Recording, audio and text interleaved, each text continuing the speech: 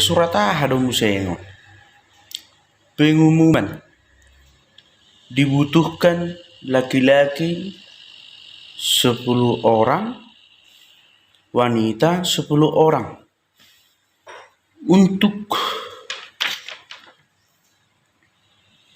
dilatih menjadi polisi, tentara, dokter, guru, sopir, baru panglima. Adapun syarat-syaratnya sebagai berikut.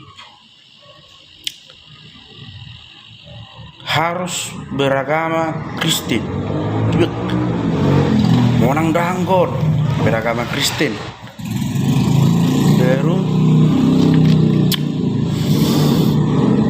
kedua, sehat rohani dan jasmani.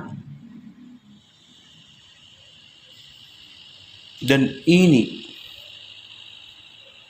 akan ditempatkan ke setiap gereja-gereja bulan 12, yaitu mengisi liturgi ragam profesi. Sehuri pun dengan semangat hidup.